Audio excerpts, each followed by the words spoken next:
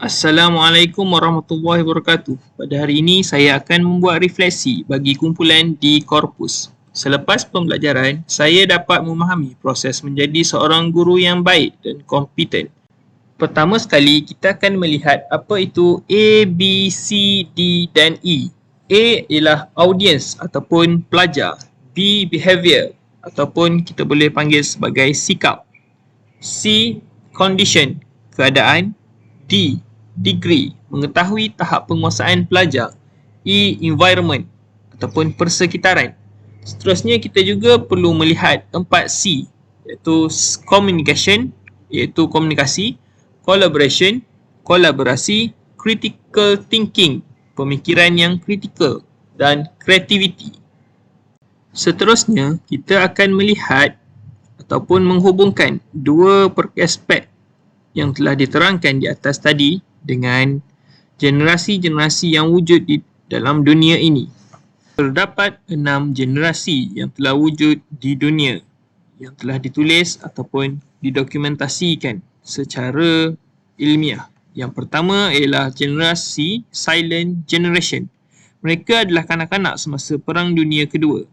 Kadar kelahiran Silent Generation yang rendah adalah disebabkan oleh ketidaktentuan dan keadaan sukar pada masa itu. Generasi yang kedua ialah Baby Boomer. Istilah Baby Boomer muncul setelah adanya fenomena Baby Boom hasil daripada ledakan kelahiran bayi selepas Perang Dunia Kedua.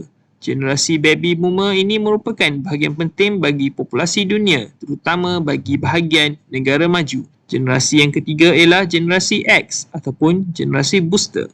Generasi yang lahir pada tahun awal dari perkembangan teknologi dan informasi, contohnya komputer, video game dan internet. Seterusnya, generasi yang keempat ialah generasi Y ataupun generasi milenial. Mereka membesar dengan menggunakan teknologi seperti komputer, telefon dan internet. Boomer generation mendidik mereka untuk menjadi seorang yang menjaga harga diri. Seterusnya, generasi yang kelima ialah generasi Z ataupun digital native.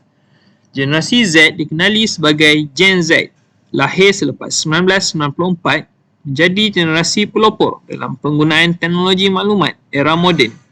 Mereka mempunyai populasi sebanyak 23 million di dunia. Generasi ini sangat rapat dengan penggunaan gadget dan teknologi maklumat. Generasi Z berkembang seiring dengan perkembangan teknologi semasa.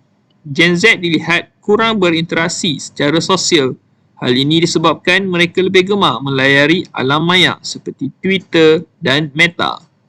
Seterusnya, kita akan pergi ke generasi yang terakhir, iaitu generasi Alpha. Generasi Alpha atau juga dikenali sebagai generasi milenium adalah generasi pertama yang lahir pada abad ke-21. May Cridler, seorang peneliti dan konsultan generasi di Australia yang mencipta istilah generasi Alpha.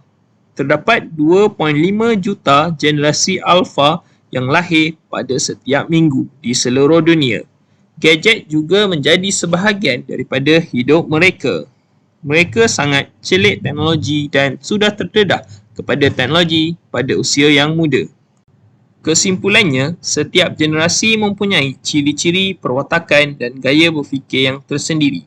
Hal ini disebabkan faktor dalaman dan faktor luaran seperti proses semasa pembesaran, perkembangan teknologi semasa, faktor ekonomi, peperangan dan banyak lagi.